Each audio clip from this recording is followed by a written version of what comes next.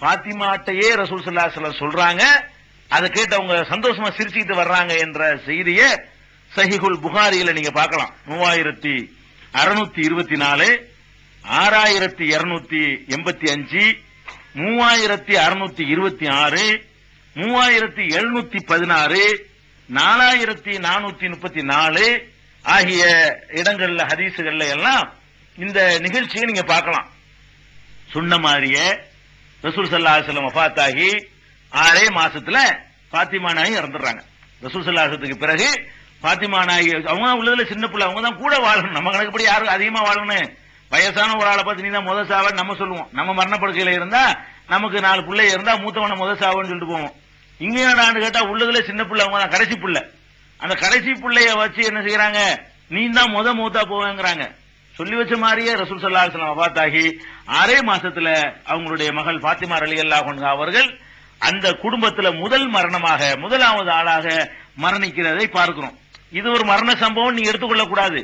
இதை ஏன் அல்லாஹ் அறிவித்துக் கொடுக்கிறான்? ஏன் அறிவிக்கிறான்?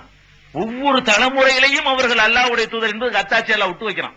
ஒவ்வொரு ஜெனரேஷன்லையும் இவர் அல்லாஹ்வுடைய தூதர் தான், இது அல்லாஹ்வுடைய மார்க்கம் தான், இது உண்மையான மார்க்கம் தான் என்பதற்கான அத்தாட்சியை விட்டு வைக்கிறதுக்காகத்தான் இப்படி அவங்க மகளுடைய முன்னறிவிப்பை அல்லாஹ் இப்படி சொல்லிக் கொடுக்கிறான். எல்லா மரணமும் அவங்களுக்கு தெரியாது செய்யும். உலகத்துல யார் யாரெல்லாம் எப்ப அதெல்லாம் தெரியாது. அதெல்லாம் அல்லாஹ்வாக ஒன்னு ரெண்டு அப்படி போட்டு வைப்பான். அவனுடைய குதிரத்தை காட்டுறதுக்காக வேண்டியும் இதை வச்சுக்கிட்டு நீங்க தப்பான கருத்துக்கெல்லாம் வந்துடக்கூடாது. ரசூல் ஸல்லல்லாஹு அலைஹி வஸல்லம் தெரியாத உலகத்துல கிடையாது அப்படி அவங்களும் வாதிடல.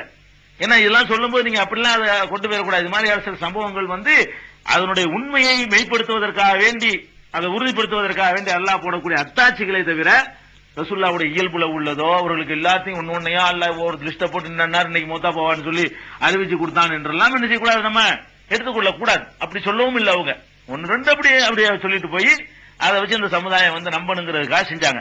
இதை நம்ம பார்க்கிறோம். இப்ப ஜைனபுடைய மரணத்தை சொன்னாங்க. அதே மாதிரி ஃபாத்திமா ரலியல்லாஹு அன்ஹா அவர்களை பற்றியும் சொன்னாங்க. அதை விட அவங்க பேரப்புள்ள ஃபாத்திமா ரலியல்லாஹு அன்ஹுடைய மகன் ஹசன், மூத்தவர், உங்களுக்கு எல்லாம் தெரியும் ஹசன் ரலியல்லாஹு அன்ஹு அவர்கள். அவர் அவரை பற்றி சொல்றாங்க. ரசூல் ஸல்லல்லாஹு அலைஹி வஸல்லம் ஒரு நாள், இவர் என்னுடைய பேரப்புள்ள, இவர் முஸ்லிம் சமுதாயத்தில் 2 பெரும் அணிகளுக்கு மத்தியில நடக்கிற யுத்தத்தை நிறுத்தி சமரசம் செய்து வைப்பார். இவர் மூலமாக இந்த சமுதாயம் வெட்டிக்கிட்டு சாவுறது தடுக்கப்படும், பெரிய ஒரு சமாதானத்தை இவர் ஏற்படுத்துவார் என்று தன்னுடைய பேரரை பற்றி ரசூல் ஸல்லல்லாஹு அலைஹி வஸல்லம் சொல்றாங்க. அப்ப சஹாபா அந்த காலத்துலங்க முஸ்லிம்கள் பிளவுபடுவார்கள் என்பது கற்பனை செய்ய முடியாது. நல்லா விளங்கிக்கணும். இது எப்ப ரசூல் ஸல்லல்லாஹு அலைஹி வஸல்லம் காலத்துல இதை நம்பியிருப்பாங்களா? அது எப்படி நாங்க பிளவுபடுவோம், நாங்க எப்படி 2 அணியா பிரிவோம், நாங்க எப்படி அடிச்சுக்கிறோம்னு அவங்க நினைச்சு பார்த்திருப்பாங்க. அந்த காலத்துல அவ்வளவு ஒற்றுமையை ரசூல் ஸல்லல்லாஹு அலைஹி வஸல்லம் உண்டாக்கிட்டு போனாங்க. ரசூல் ஸல்லல்லாஹு அலைஹி வஸல்லம் உண்டாக்குன ஒற்றுமை இருக்க அதுக்கு நிகரான ஒற்றுமையே கிடையாது. வீட்டுல பாதி, சொத்துல பாதி, மரத்துல பாதி, தோட்டத்துல பாதி, வியாபாரத்துல பாதி எல்லாம் கொடுத்த அளவுக்கு ஒற்றுமை. அப்படி உருவாக்கிட்டு போன ஒரு சமுதாயத்துக்கு சொல்றாங்க, ஹசனை பத்தி மட்டும் முன்னறிவிப்பு இல்ல, என் சமுதாயம் 2 பெரும் பிரிவாக பிரியும், 2 பேரும் மோதிக்கொள்வார்கள், பிரம்மாண்டமான சண்டை நடக்கும், அதை இவர் கரெக்ட் பண்ணுவாரு, இவரால் ஒரு யுத்தம் தடுத்து நிறுத்தப்படும் என்று தன்னுடைய பேரப்பிள்ளையை பற்றி நபிகள் நாயகம் ஸல்லல்லாஹு அலைஹி வஸல்லம் அவர்கள் முன்னறிவிப்பு செய்யறாங்க. இந்த முன்னறிவிப்பு நீங்கள் சஹீஹுல் புகாரியில 7109வது ஹதீஸ்ல நீங்க பார்க்கலாம். 3746, 3629, 2706 இது எல்லாத்தையும் சேர்த்து பார்க்கணும். ஒண்ணே ஒரு செய்தி கிடைக்கும். இந்த நம்பர்கள்லாம் சொல்றதுக்கு தான் அதிகமான நம்பர்கள் சொல்லப்படுது. இந்த ஹதீஸ் எல்லாம் தொகுத்து பார்த்தீர்களேயானால் இந்த ரசூல் ஸல்லல்லாஹு அலைஹி வஸல்லம் இந்த முன்னறிவிப்பு என்னங்கிறது உங்களுக்கு விளங்கும். அந்த வரலாற்று சம்பவமும் கூட உங்களுக்கு சேர்த்தே கிடைக்கும். அதுல என்ன இருக்குது என்று கேட்டால், ரசூல் ஸல்லல்லாஹு அலைஹி வஸல்லம் வஃபாத் ஆயிடுறாங்க. வஃபாத்தான பிறகு, மரணித்த பிறகு அபூபக்கர் தலைமையில் ஆட்சி, ஒரே ஆட்சி, மக்கள்கிட்ட குழப்பம் இல்ல. உமர் ரலியல்லாஹு அன்ஹு தலைமையில் ஆட்சி, மக்கள்கிட்ட எந்த குழப்பமும் இல்ல, ஒரே தலைமையில இருந்தாங்க.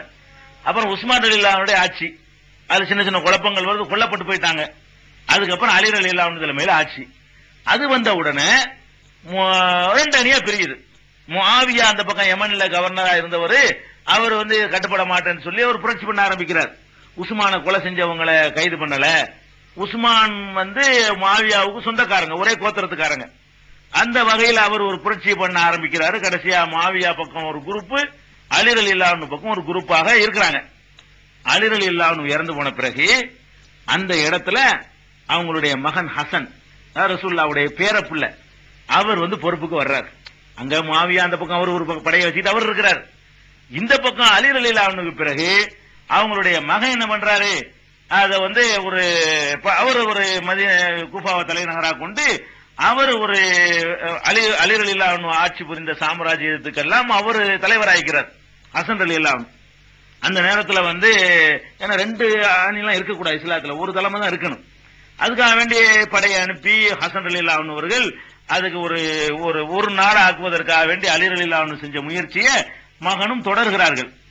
அந்த நேரத்தில் படையை அனுப்பும் பொழுதுதான் முஆவியா அங்க ஒரு மஷூர் ஆலோசனை பண்றாரு. அந்த பக்கம் உள்ளவர் இப்படி வர்றாங்க, பெரிய பெரிய சஹாபாக்கள்லாம் வர்றாங்க, யுத்தம் செஞ்சு அவங்க எல்லாம் கொல்லப்பட்டாங்கன்னா என்ன ஆகுறது, இது சரியா வராத, நீங்க வேண்டாம் ஹசன்ட போய் பேசுங்க, பேசி அதை சரி கட்டுங்கன்னு சொல்லி சில ஆட்களை அனுப்பி வைத்து ஹசன் ரலியல்லாஹு அன்ஹு பேசுறாரு. என்ன அவருடைய பேசுற நோக்கம் என்ன, ஆட்சி விட்டு தரணும் தான் கேட்கிறாரு, வேற என்ன கேட்க போறாரு. இவர் பேசாம விட்டு ஒதுங்கினாருன்னா சண்டையை தவிர்த்திருக்கலாம். இவர் ஒதுங்க தயாரா இல்ல முஆவியா ரலியல்லாஹு அன்ஹு. அவர் என்ன பண்றாருன்னு கேட்டா, 2 இருக்க கூடாதுப்பா, நான் தான் வலிமையா இருக்கிறேன், நீ தேவையில்லாம நல்ல ஆட்களை ஒன்னா சாவடிக்காத, நீ வந்து விட்டு தந்துரு என்று கேட்கிறார். பதவியை விட்டு தர்றதுங்கிறது ஒரு யாருக்காவது மனசு வருமாங்க? ஒரு ஜான விடுவானா, ஒரு ஜான் நிலத்தை விடுவானா? ஒரு சாம்ராஜ்யத்தினுடைய பாதி கையில இருக்குது, இவர் வந்து சும்மா சாதாரணமா கோரிக்கை வைக்கிறார், நல்ல ஆளுக்கு நமக்குள்ள அடிச்சு சாவணுமாப்பா, இதுக்காக வேண்டி நீ வந்து விட்டுத்தாவ அப்படின்னு கேட்கிறாரு. என்னங்க ஒரு இதுவும் இல்லாம சரின்றாருங்க இவரு. இந்தா நீ மொத்தத்தை வச்சுக்கப்பா, நான் வந்து அதுக்கு தயாரா இல்ல அப்படின்னு சொல்லி இந்த யுத்தம் வேணாங்கிறதுக்குரிய காரண காரியங்களை எடுத்து சொல்லி அவர் விலக்கி, அது சொல்ல போனா அந்த வலிமையில் அவர் தான் கூட இருந்தார். அவர் வந்து கடற்படை, அது கடற்படையை முதல்ல அவர் தான் உருவாக்குறாரு. நீ கடற்படை வச்சுதான் உலகத்தை ஆட்டி படைக்கிறாங்க, அது கடற்படைக்கு ரசூலுல்லாஹி முன்னறிவு செஞ்சுட்டு போயிருக்காங்க. அது இதே முஆவியாவை பற்றிய அது தனி விஷயம், அதை நம்ம பார்க்கத்தான் போறோம். அப்ப அந்த மாதிரியாக இருக்கக்கூடிய நேரத்துல வந்து ஹசன் போய் பேச்சுவார்த்தைக்கு அனுப்புறாங்க. போய் பேசின உடனே அவர் என்ன பண்றாருன்னு கேட்டா, இத சொல்லிட்டு சொல்றாரு.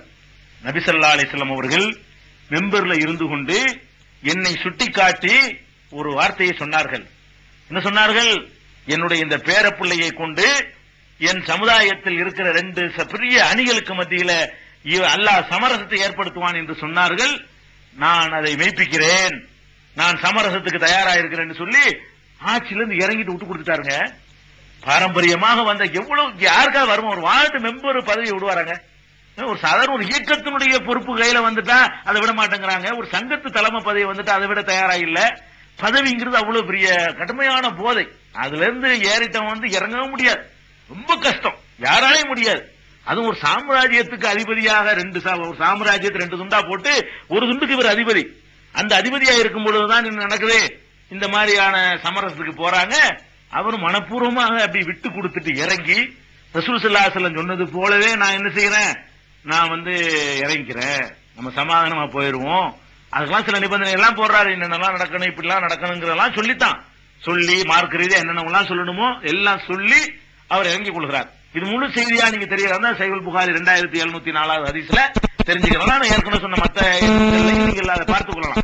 அப்ப பெருமானார் ஸல்லல்லாஹு அலைஹி வஸல்லம் அவர்களை பற்றி சொன்னாங்க பாருங்க, அதெல்லாம் நிறைவேறுது, ஒருத்தருக்கா நிறைவேறுது. இப்படி உலகம் பிரமிக்குது. அப்பதான் முஆவியா பார்க்கிறாரு, டோட்டல் அந்த மக்கள் எல்லாம் பார்க்கிறாங்க, இப்படி ஒரு அணி உண்டாகிறதையும் அல்ல அறிவிச்சு கொடுத்துருக்கான் அவருக்கு, இது மாதிரி சண்டை நடக்க போறதையும் அறிவிக்கிறான், பதவியை கூட விட்டுட்டு சமாதானம் ஏற்படும் என்ற செய்தியை கூட அறிவிக்கிறான். அப்படி ஒருத்தர் உருவாறு என்பதையும் அல்ல அறிவிச்சு கொடுக்கிறான். அது அப்படியே கண்ணுக்கு முன்னாடி நிறைவேறுது என்று சொல்லும் பொழுது அந்த மக்களுடைய ஈமான் மேல் அதிகமாகும். ஒவ்வொரு காலகட்டத்திலையும் ஈமானை இறைய நம்பிக்கை அதிகப்படுத்துவதற்காக வேண்டி அல்லாஹ் நிகழ்த்துகிற அற்புதம் இது. அல்லாஹ் நிகழ்த்துற அற்புதம் இது, அல்லாஹ்வுடைய தூதர் அற்புதம் இல்ல, அல்லாஹ் இந்த அற்புதத்தை நிகழ்த்துகிறான். இது மாதிரி ஏராளமான இன்னும் சில அற்புதங்கள் இருக்கின்றன. அவற்றையும் இன்ஷா அல்லாஹ் நம்ம நாளைய தினம் பார்க்கலாம்.